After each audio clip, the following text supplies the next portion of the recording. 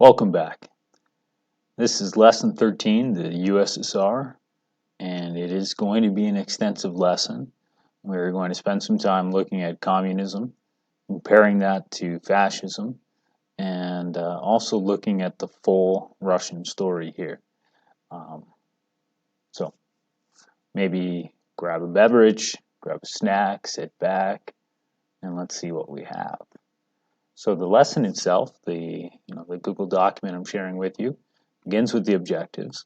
We should be able to refer to Russia as a case study that illustrates the rejection of liberalism. We should be able to review the concepts of Marx and explore the consequences of the introduction of communism to the USSR, but also explore the downfall of the Soviet Union and the difficult transition to a market economy and a liberal democracy.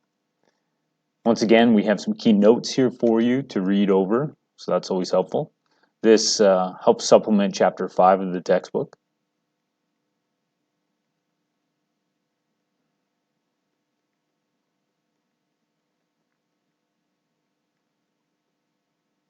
Definitely read the notes before you jump into the links so that you can see what from the links you need to add to what you already have mastered. Now, beginning with Marxism, beginning with the theory, we saw some of the Marxist theory in Chapter 4 of the textbook, and we definitely had you watch a video on Karl Marx already. But here, in essence, is the evolution of society according to Marx.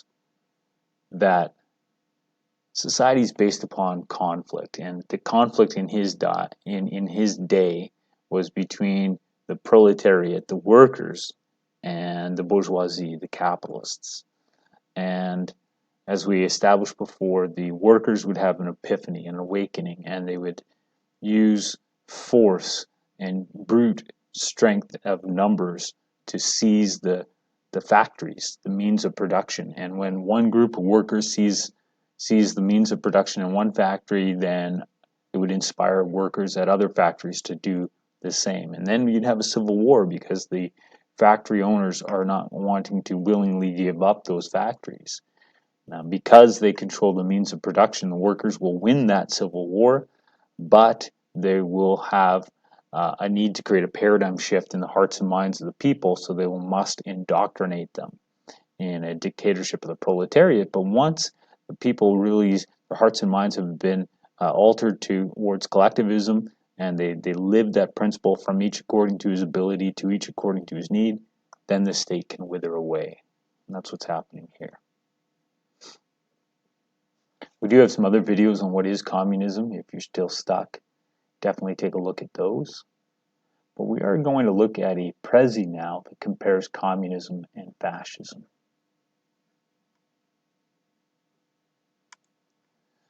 So this Prezi ends up including capitalism as one of the comparisons as well. So there's three ambitious things happening here. I'm not going to go through everything, but we're going to highlight some key things. Capitalism, your main dude, if you will, the main philosopher is Adam Smith. And Adam Smith really captured his ideology, his worldview in a book called The Wealth of Nations from 1776. Definitely an important time in history with the American Revolution and the French Revolution a decade away, time of liberalism on the march. His assumptions are that people are rational, therefore can make logical decisions, that they act in their own self-interest, seeking to maximize their material well-being. That's the invisible hand, right? He values ingenuity, inventiveness, inequality, competition, and industrialness. Ideas that come from it are meritocracy. We should promote those who are best at what they do, and competition can unlock that. A non-zero-sum game, meaning that if I win, you don't have to necessarily lose. That as I become wealthier, then that wealth that I create can also benefit your life. Competition benefits consumers and leads to greater efficiency, and that keyword, invisible hand. Government's role here, stay out of the way. Laissez-faire, get out of the way. No regulation, limited taxation, limited tariffs. They should create legislation to protect private property and protect our freedom of choice. But other than that, very much fitting in with John Locke as well, that your job is to protect my rights, and beyond that, you don't have a function. Role of the individual? Well, you are the master of your own domain. You're free to act in your own self-interest. Whereas communism, the main dude was Karl Marx, and he had a guy helping him pay for the whole experience, and his name was Friedrich Engels. They had a couple of books together, Communist Manifesto and Das Kapital. Their assumptions of the world. All history is a narrative of the haves versus the have-nots, a struggle between classes. And at their time, those classes were the capitalists against the workers, the bourgeoisie against the proletariat. Values, they value equality and justice and fairness, and they value progression and change and anti-tradition. The ideal society is one where all political, economic, and social differences will be erased. Workers will control the means of production, and you'll have a planned economy so that the scarce resources can be used to the benefit of all and to the benefit of those who are in need.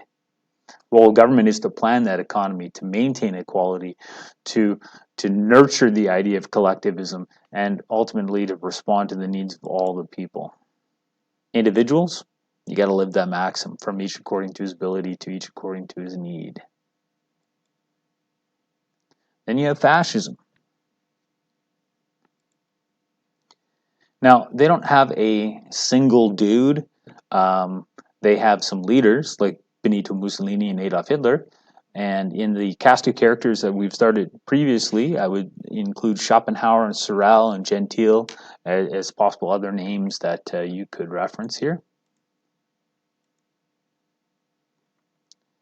The assumptions that fascists make are that people are sheep, that they need to be controlled, and that some are inherently better than others, and these superior people should rule the rest. So a lot of elitism. They do value nationalism to an extreme. We learned the word ultra-nationalism in 20. They value militarism, that might is right, that warfare can be a means to an end. Racism is a part of that social Darwinism, that a part of that ethnic elitism, and they use the idea of tradition to hold some kind of roots of keeping their people together. So their goals can often be to unify their homeland, to have ethnic purity, and to end up controlling their neighbors, expand through conquest, get that Lebensraum, get that living space, so that you can, fuel your destiny, right? Government should militarize the nation, expand the empire, control the economy, control the people, and ultimately purify the race. Individuals are there to conform, to submit, not question. There's not room for dissent. There's no room for discontent and defiance and those things. All right, so that's theoretically some differences.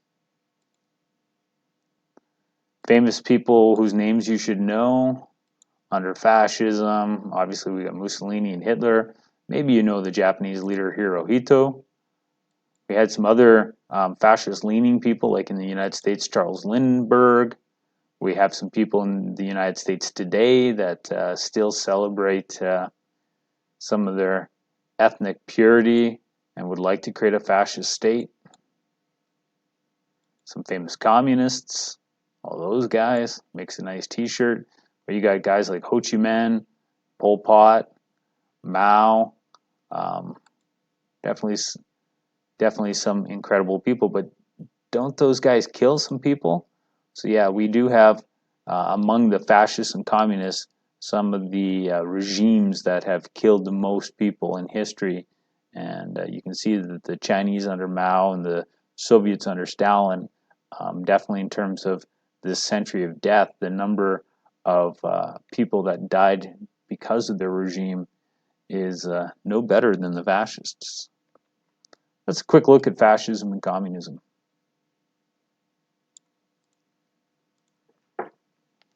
So there are some people that would argue that there's benefits of communism, and that's why we have some links there for you. One of the benefits of communism is to overcome this class warfare. So So it's not black power versus white power. It's worker power against the power of the industrialists, the power of the capitalists. And that's something that we're seeing kind of manifest itself in the streets of America today in 2020. You have the right to remain silent. If you give up that right, you're engaging in class warfare. This idea that the middle class is being held down by the wealthy. So we are going to look at the Soviet economy, and these are some things to look for. There's a timeline that can go all the way through all the Russian leaders at once if you're someone that gets lost in that. But our main focus is going to be this extensive Prezi. And it is, in one word, quite extensive. So here we go. Maybe take a stretch, do some jumping jacks, because this might take a while. So, why was the Soviet Union born? Why did communism come to Russia? Why did Russia experiment with this non-liberalism? Well, they had social and political unrest in Russia that allowed Lenin and his compadres. So after 1905's Bloody Sunday, the people felt that the Tsarist regime no longer cared for the people of France. The Tsar no longer cared for his people, as his troops had fired on peaceful protesters, captured in that painting. World War I also was a catalyst for change. During the war, the Tsar Nicholas II was away leading the troops. The people felt abandoned by their national father. Even worse, he left them with a German Tsarina, and the war itself was not really going well because their troops were poorly equipped. Another reason why communism comes to the Soviet Union or Russia is because of the man Lenin. Inspired by Marx and angered by the events of Bloody Sunday, the voice of a new class of industrial workers, the Soviets, Lenin hoped to provide some of the social and political evolution that the Russian people desired. What did Marx want? Well, Marx was the father of communism, and we did just go over that. Unhappy with the Tsar in World War I, the people wanted peace. For generations, the landless masses desired land. And lastly, with millions starving, the people plainly hungered. So what would Lenin promise them? Lenin, who apparently was about 300 feet tall, promises them peace, land, and bread. What is Lenin's legacy? There's really two things that we want you to remember about him: war communism and the NEP. War communism. War communism was the economic and political system that existed in the Soviet Russia during the Russian Civil War from 1918 to 1921. This policy was adopted by the Bolsheviks with the aim of keeping towns and the Red Army supplied with weapons and food, in conditions in which all normal economic mechanisms and relations were being destroyed by the war. So this is going to go into quite a lot of economic detail now about war communism. You wouldn't need all of this detail for multiple choice. You simply need to know what it was for multiple choice, but the detail can help you in an essay explore the concept of too much control. War communism could be a case study that shows this is what happens when the government takes too much control of the economy. War communism included the following policies. All industry was nationalized and strict centralized management was introduced. State monopoly on foreign trade was introduced. Discipline for workers was strict and strikers would be shot. You had obligation to work. Food and most commodities were rationed and distributed in urban centers. Private enterprise became illegal and the state took control of the railways. Because all these measures were implemented in the time of civil war, they were far less coherent and coordinated in practice than they might appear on paper. Large areas of Russia were outside the Bolshevik control, and poor communication meant that even those regions loyal to the Bolshevik government often had to act on their own, lacking any central coordination from Moscow. War communism catastrophically aggravated the hardships experienced by the population as a result of the war. Imagine putting a sentence like that in your essay. Peasants refused to cooperate in producing food as the government took away far too much of it. Workers began migrating from the cities to the countryside where the chances to feed oneself were higher, thus further decreasing the possibility of a natural exchange of industrial goods for food and worsening the plight of the remaining urban population. Between 1918 and 1920, Petrograd lost 75% of the population. Moscow lost 50%. A black market emerged in Russia, despite the threat of martial law against profiteering. The ruble collapsed and was replaced by a system of bartering. And by 1921, heavy industry had fallen to output levels of 20% of those in 1913. 90% of all wages were paid with goods. 70% of locomotives were in need of repair, and the food requisitioning, combined with the effects of 7 years of war and a severe drought, contributed to a famine that caused between 3 and 10 more million deaths. So there's some numbers to show you that centrally planning the economy during a civil war wasn't to the benefit of the people. As a result, a series of worker strikes and peasant rebellions, such as the Tambov Rebellion, rolled over the country. The turning point was the Kronstadt Rebellion at the naval base in early March 1921. The rebellion had a startling effect on Lenin because the Kronstadt sailors were considered by the Bolsheviks as the reddest of the Reds, meaning the most loyal communist followers. After the end of the Civil War, the policy of war communism was replaced with a new economic policy. So what is the NEP? Sometimes we have to admit what we are doing isn't working. For Lenin, his forceful transformation of Russia into a communist state had stimulated massive resistance, the Civil War, and famine. His solution was the NEP, and the NEP allowed small animal businesses or smoke shops, for instance, to reopen for private profit, while the state continued to control banks, foreign trade, and large industries, to allow for some private property in agriculture, hoping that the profit incentive may be enough to end the famine. So, profit incentive, key to capitalism. Communists don't like the profit incentive because, it creates greed and divides us. They're in a time of crisis. Their solution to that crisis, we need capitalism. Seems to be an argument against communism.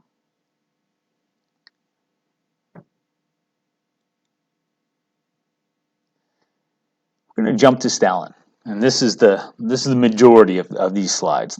You can see how far into the Prezi we are. This is all Stalin. So, how did Stalin's rule benefit the Soviet Union? So, we need to be able to judge Stalin. We need to be able to outline his successes and his failures. And in a Machiavellian way, we need to determine to what extent were the means justified by the ends. Was he a hero? While Stalin was a beloved savior, he enjoyed the confidence of the majority of the people, and his party cheered him at public appearances. Now, the cynic in you is already saying, well, they probably would have been shot had they not done that. Don't get ahead of me. The nation mourns Stalin's death. Still today in Russia, many, I'm looking at you, Putin, look back to Stalin as a great man. Everything that the Soviet Union accomplished was due to the great leadership of Stalin. The USSR was not Canada, nor was it the UK or US. With a unique history of centralized autocratic rule, the nation needed an absolutist state government to direct their industrial revolution. Let's talk about the problems that Stalin had to face. Aware of the vulnerable state of Russia, devastated by nearly a decade of civil and world war, politically isolated, economically backwards, Stalin knew that Russia must modernize or it would be destroyed. But they did have some advantages. Blessed with an abundance of natural resources, including oil, coal, natural gas, iron ore, copper, zinc, and lead, Soviets had the natural building blocks for industrialization. His solution, 5-year plan, right? Central planned economics, Gosplan, collectivization, public ownership, government ownership. Rapid industrial development needed central planning, so Stalin created the world's first command economy under the scrutiny of Gosplan and directed to achieve 5-year plans. As a result of the first 5-year plan, 1,500 new factories were built. Pause. That's incredible. Imagine how much glory Trump would be showering upon himself if in the United States 1,500 new factories opened. New areas of the Soviet Union were developed, and the energy, chemical, and weapons industries, they were established. So entirely new industries, industries that didn't exist, important industries for the 20th and 21st centuries were started. The greatest accomplishments of the 5-year plans, this new modern economy allowed the state to concentrate and coordinate their industrial total war response to the 1941 Nazi Germany invasion of the Soviet Union.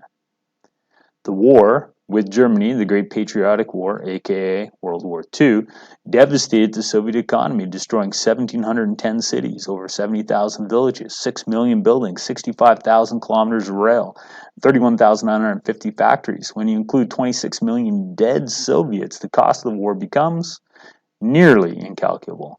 After the war, it was Stalin and his 5-year plans that allowed the Soviet Union to not only just rebuild, rebuild all of that. What? That'd be incredible, right? Not only just rebuild, but become a global superpower. So 1945, they had all of those cities lost. They had the buildings and the rail and the factories. And 1957, not even a generation later, they're the first ones in space with Sputnik. That's an incredible rebuilding of the economy, only possible because of Gosplan.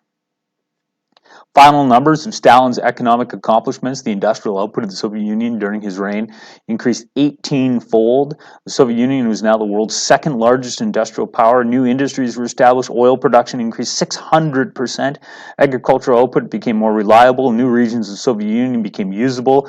And the Soviets, by the time he died, had the world's largest and now nuclear-backed military. They didn't have to fear invasion any longer.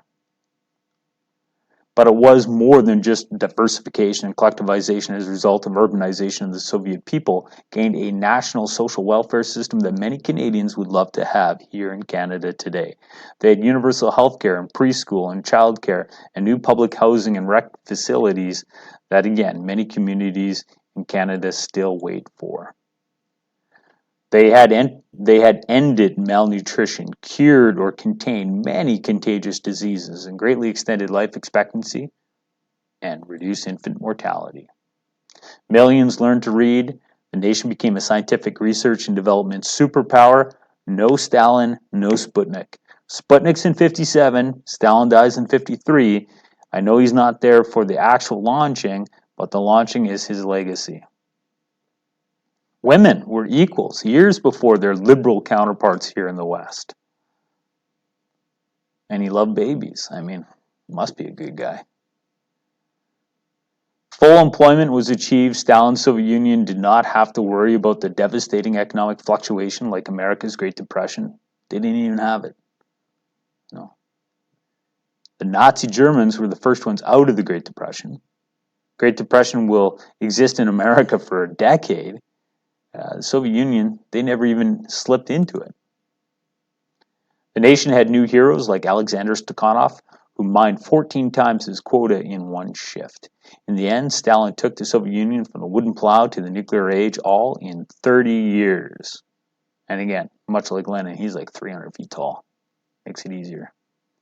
How did Stalin terrorize the Soviet Union, though? Right now, you're offended. You're like, dude, this guy's all like communist, and he's bad because he's saying Stalin's good, so he should be like not saying stuff.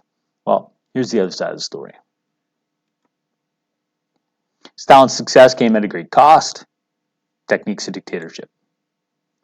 Stalin needed capital for investment in industries, resource development, and transportation, so Stalin exported wheat and minerals to the West. This was a forced nationalization, collectivization process. In the end, millions died. Millions died. Maybe 10 million. In 1928, 82% of the Soviet people lived in rural lives, mostly private landowners. By 1950, only 61% lived there. Percentage of private landowners dropped from 79 to 2%. How did he do this? By force. Let's annihilate the kulak class. Beginning in the autumn of 1929, Stalin forced the elimination of the kulaks as a class. If the kulaks resisted, they were executed on the spot, sent to prison camps, or deported to remote regions of Siberia where the majority would freeze to death, working on massive state projects.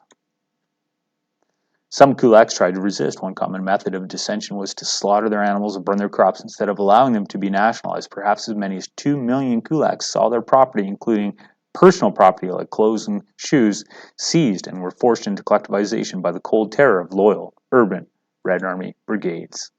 Between 1932 and 33, the loss of the kulaks, the lack of work incentives, and unrealistic state goals combined to decrease agricultural production by 15% and created the largest man-made famine in history until Mao said, "I can do that better" in China. Very graphic. Over 6 million people in the Ukrainian Soviet Socialist Republic starved to a slow, hideous death. Starving Ukrainian workers caught stealing as little as an unripened ear of corn from the field received the death penalty for the theft of socialist property. Now, wait a minute. I thought communism was supposed to be from each according to his ability, to each according to his need. These workers clearly need food. Many people would say that what Stalin's doing is not what Marx wanted. The lifeless bodies of thousands of children littered the streets. All the village dogs and cats had already been eaten. Trees stripped of bark. Now they were just too weak to seek food and condemned by unrealistic state quotas to die. Some would resort to cannibalism. A new internal passport system meant that Ukraine's borders were sealed and the people were doomed. So if you are living in the Edmonton area and you have Ukrainian family that moved here in the 30s, it's because you were refugees and you fled the country. Illegally fled the country.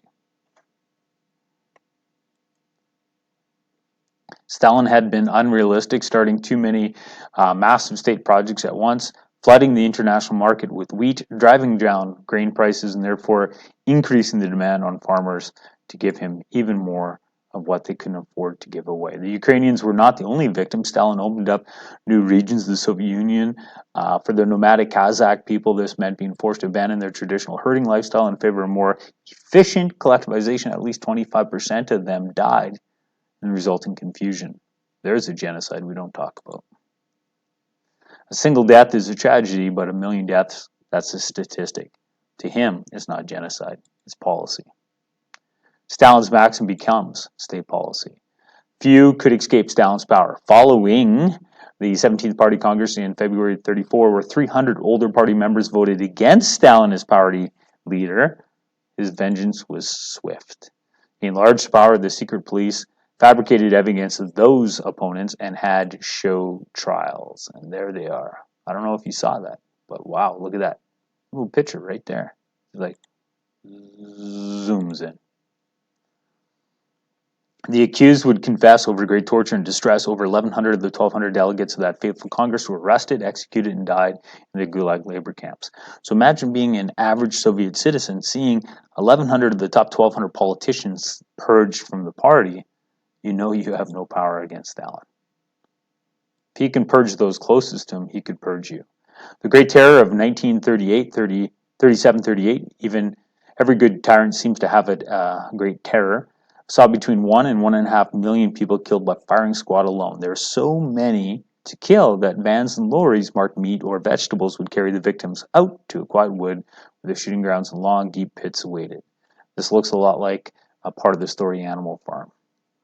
The terror was chaotic and confusing. Thousands went to their death, not knowing what they had done and shouting their loyalty to Stalin. Perhaps when you're dealing with closed societies, perhaps means a good estimate. As many as 15 million people were arrested and another 3 million killed as rivers of blood flowed throughout the USSR. One of the dumbest military moves in history. That's saying something. Stalin had 15,000 officers shot. This purge almost spelled the demise of the Soviet Union and the Red Army because they were overwhelmed by the Nazi invasion with Operation Barbarossa in 1941. The Germans got all the way to within a sight line of the Kremlin before they returned back.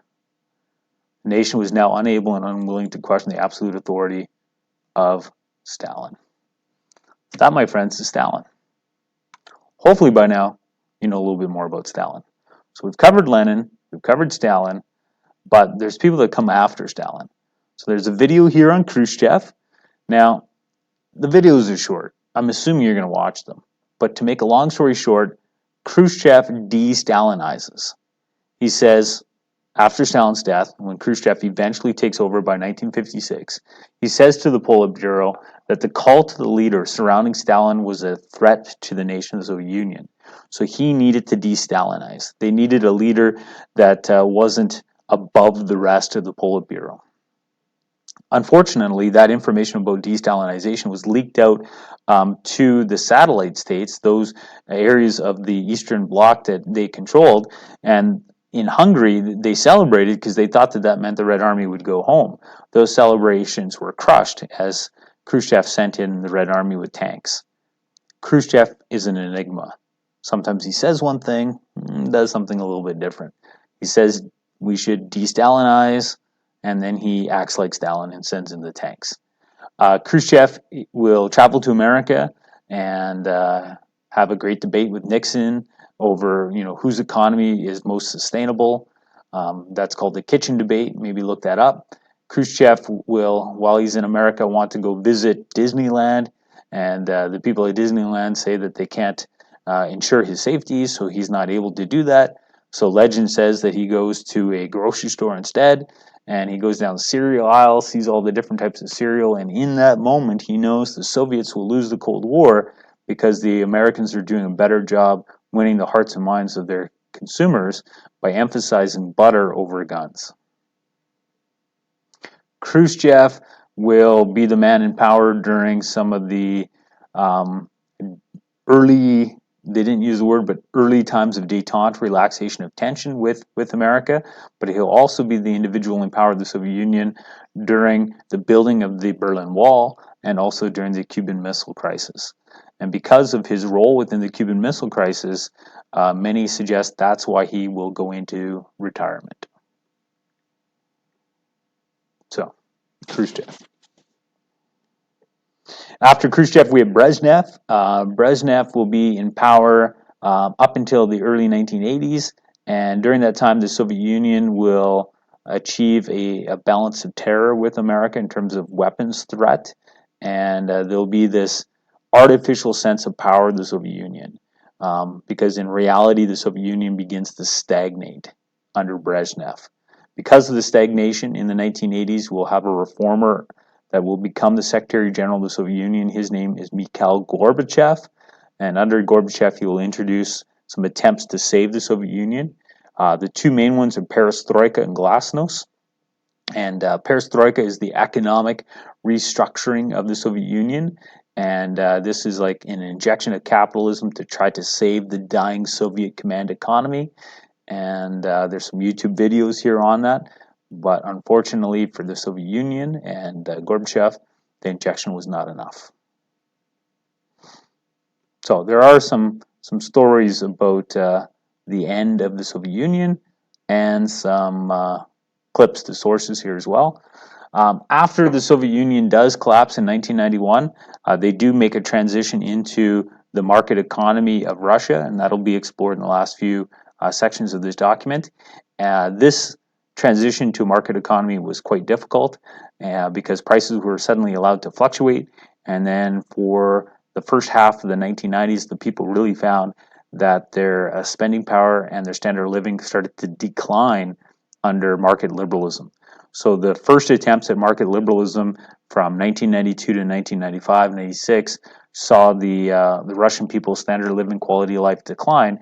But eventually, by 1999, when Putin becomes the new leader of Russia, their economic lives do begin to improve, and that's why they have continued to some extent with capitalism in Russia today. All right, I'm going to leave it there because I've said a lot, but there are some pages at the end of the document that you should look at the links and take a look at the cartoons and stuff as well.